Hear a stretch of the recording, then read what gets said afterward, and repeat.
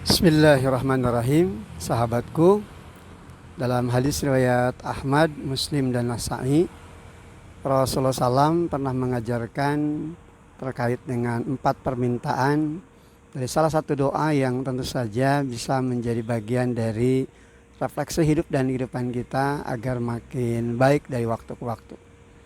Doa itu berbunyi, Allahumma inni a'udzubika min ilmi la yanfa'.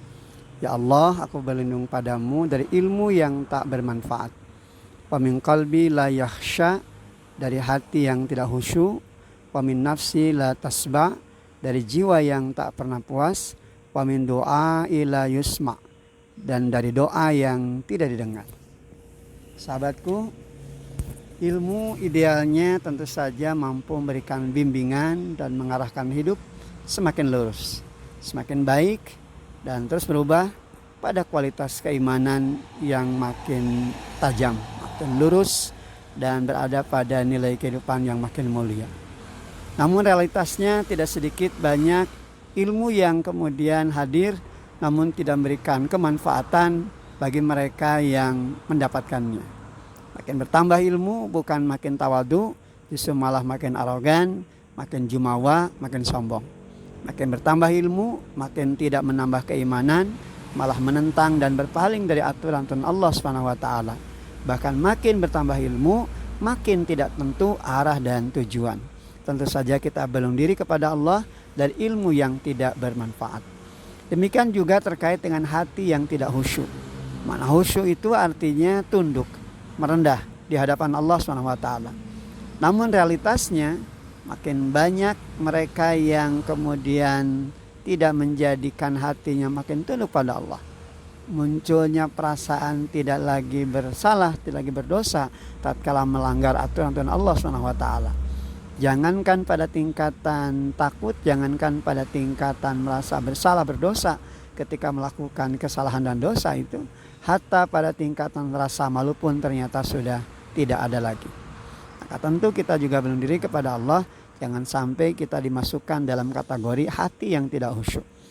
Demikian yang ketiga terkait dengan jiwa yang tidak pernah puas. Kenikmatan dan karena Allah begitu banyak, namun karena tidak pandai bersyukur menjadi sebab jiwa selalu tidak puas. Akibatnya seringkali terjebak pada perilaku yang menyimpang. Tindakan korupsi, manipulasi, sogok dan suap, dan tindakan gasab lainnya seringkali terjadi tatkala jiwa itu tidak puas dan selalu berupaya untuk terdorong pada upaya-upaya untuk bisa mendapatkan kenikmatan yang bersifat dunia sementara waktu, namun kemudian mengabaikan apa yang diingatkan Allah di dalam Al-Quran maupun Sunnah Rasulnya. Terkait dengan kaitan jiwa yang tidak puas, Rasulullah SAW senantiasa mengingatkan kepada kita dengan sabdanya, Unduru ila man huwa asfala minkum, wala tanduru ila man huwa fauqakum fahuwa ajdaru alla tajdaru nikmatallahi alaikum. Lihatlah orang yang lebih bawah daripadamu dan janganlah kamu memandang yang lebih tinggi darimu. Yang demikian itu lebih pantas engkau tidak meremehkan nikmat Allah atasmu.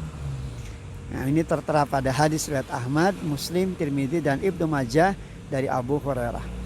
Kemudian yang keempat terkait dengan doa yang tidak didengar. Setiap mereka yang berdoa tentu berharap didengar dan dikabulkan oleh Allah. Namun ternyata tidak setiap mereka yang berdoa dapat memenuhi apa yang diharapkannya. Maka tentu banyak faktor yang menyebab tidak diijabahnya pintu doa.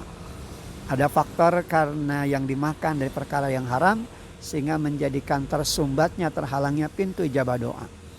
Karena tidak bersungguh-sungguh di dalam berdoa, demikian juga bertentangan dengan apa yang Allah kehendaki, bahkan tidak dasarkan pada keyakinan bahwa permohonan dari apa yang disampaikannya itu akan didengar dan dikabulkan oleh Allah SWT. Saatnya kita optimalkan diri agar kita terhindar dari perkara yang tidak Allah ridha. Sebab bila Allah tidak ridha, maka tentu jalan hidup kita pun menjadi tidak menentu.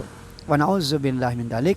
Semoga kita terhindar dari perkara-perkara tersebut dan Allah SWT senantiasa mudahkan langkah kita untuk bisa mendapatkan kemuliaan dan keberkahan di sepanjang hidup dan kehidupan kita. Walhamdulillahirabbil alamin.